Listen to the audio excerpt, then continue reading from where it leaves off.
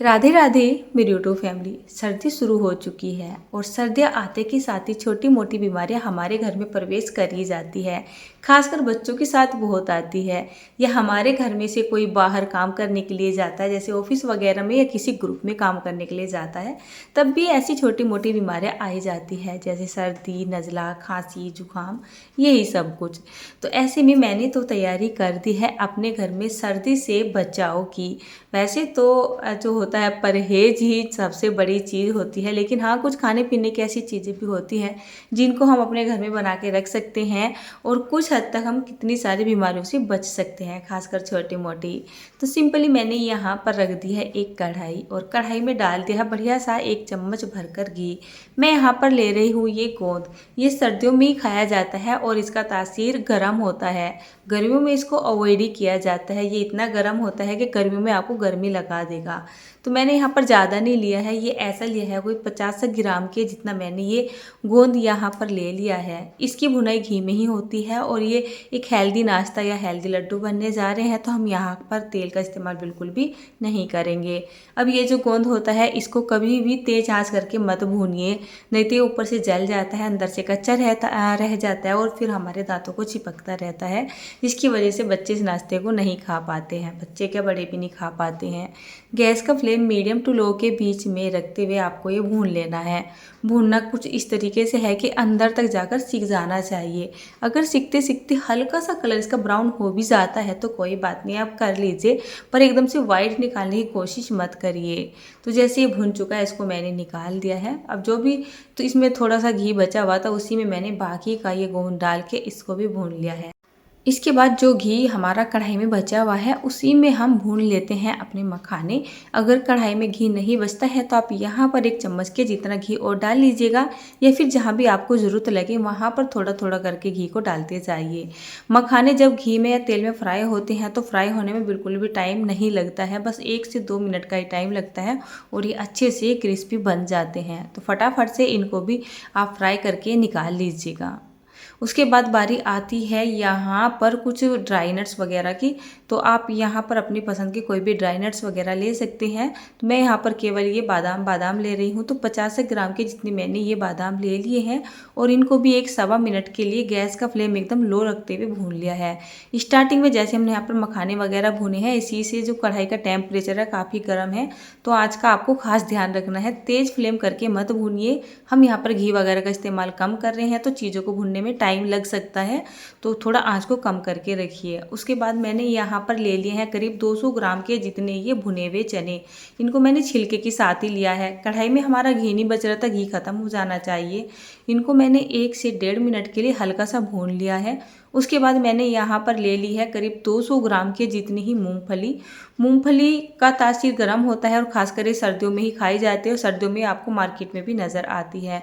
चने जो होते हैं, चने में बहुत मात्रा में कैल्शियम वगैरह होता है। चने का खाना तो वैसे भी हमारी सेहत के लिए अच्छा ही होता है, तो इसी वजह से मैंने चना और मूंगफली दोनों का ही इस्तेमाल किया है। इससे हमारे लड्डुओं की क्वांटिटी बढ़ जाएगी, हेल्दी भी बनेंगे, टेस्टी भी बनेंगे।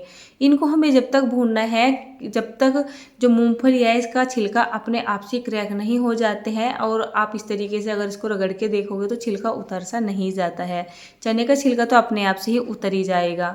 तो चलिए यहाँ पर जो है मूंगफली और चने कम से कम मैंने इनको 7 से 8 मिनट के लिए गैस का फ्लेम मीडियम टू लो के बीच में रखते हुए भून के कर लिया है तैयार। अब तैयारी करते हैं इनको छीलने की। तो इनको छीलना भी एक बड़ा महाभारत सा काम मुझे लगता है, क्योंकि हम इनको रगड़ के फटक के जब साफ़ करते हैं तो सारे में ना कूड़ा कूड़ा सा फैल जाता है। तो मैंने ये एक स्ट्रेनर मंगाई थी, तो ये मेरे बहुत ही काम आ रही है। जब भी मुझे कुछ इस तरीके की चीज़ों को छीलना होता है मैं इसमें डालती हूँ और क्या करती हूँ, उनको रगड़ती हूँ और इसको छान देती हूँ, तो ये बहुत ही आसानी से छन जाते हैं और हमारे छिलके फटकने की वजह से इधर उधर भी नहीं घुसते हैं।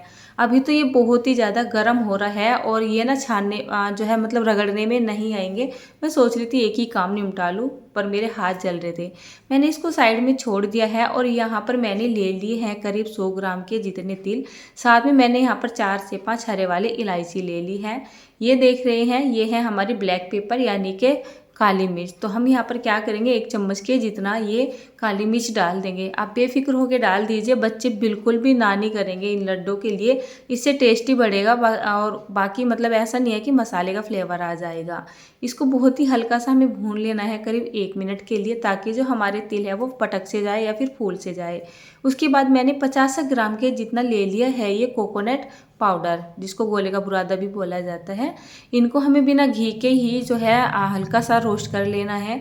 जो हमारा कोकोनट पाउडर होता है इसमें कच्चापन सा होता है, कभी कभी किसी किसी को इसका टेस्ट अच्छा नहीं लगता है, मुझे भी अच्छा नहीं लगता है। बट जब ये हल्का सा भुन जाता है ना, इसका कलर चेंज हो जाता है और उसमें टेस्ट बन जाता है। तो हल्का सा भूनने के बाद मैंने उसको कढ़ाई में ही छोड़ दिया है आँच बंद करके। उसके बाद ये हल्के ठंडे हो चुके हैं, इनको हल्का हल्का सा रगड़ लेते हैं और रगड़ने के बाद इसको छान सा लेते हैं, मतलब इसके छिलके निकाल लेते हैं। मैंने इनको पूरी तरीके से नहीं छीला है, कोई अगर छिलका रह भी जाता है तो अच्छी बात है। वैसे तो हमें यहाँ पर इस नाश्ते को बिना छिले ही बनाना चाहिए था, क्योंकि मूंगफली का छिलका, चने का छिलका जो भी है ना, इसमें फाइबर बहुत ज़्यादा होता है, तो डाइजेशन के लिए भी अच्छा होता है फाइबर। बट मैंने फिर भी इसको छील लिया है कि कहीं लड्डू देखने में अच्छे ना लगे और बच्चे कभी खाने से मना कर दे। अब ये जो मैंने तिल वगैरह भुने थे इनको भी मैंने निकाल लिया है। तो लगभग में यहाँ पर मेरा सारा ही सामान तैयार हो चुका है। अब हमें क्या करना है, इनको 8-10 मिनट के लिए ठंडा कर लेना है और ठंडा करने के बाद चलना है अपना मिक्सी के पास। यहाँ पर मैंने ये मिक्सी का जार ले लिया है। पहले चने और मूंगफली को यहाँ पे डाल लेते हैं और डालने के बाद इसका एक बढ़िया सा पाउडर बना के तैयार कर लेते हैं। जितना बारीक आपकी मिक्सी इसका पाउडर बना सकती है, आप इतना बारीक करके इसका पाउडर बना लीजिएगा। शुरू में आपको क्या करना है, मिक्सी को थोड़ा रोक रोक के चलाना है, नहीं तो क्या होता है जब हम हाई स्पीड पे चला देते हैं तो इसमें गर्माहट सी बन जाती है और ये मिक्सी में साइडों में लग जाता है। तो आपको थोड़ा सा रोक रोक के चलाना है, फिर अपने हिसाब से स्पीड देते हुए इसको अच्छा सा पीस के तैयार कर लेना है। इसका टेक्सचर कुछ ऐसा हो रहा है जैसे हमारा बारीक वाला बेसन होता है। तो चलिए, हमारी मूंगफली और चने हैं वो तो पीस के हो चुकी हैं तैयार। इसको हम एक परात में निकाल लेते हैं। देखिए ये होता है, अगर हम थोड़ा मतलब सेफ्टी से इसको नहीं पीसते हैं तो ये नीचे ना लग जाता है, जबकि मैंने मिक्सी को रोक रोक के चलाया था। उसके बाद जो ये बाकी का सामान बचा हुआ है ना, इसको भी हम मिक्सी के जार में डाल लेते हैं और इनका भी मतलब एक पाउडर सा बना के तैयार कर लेते हैं।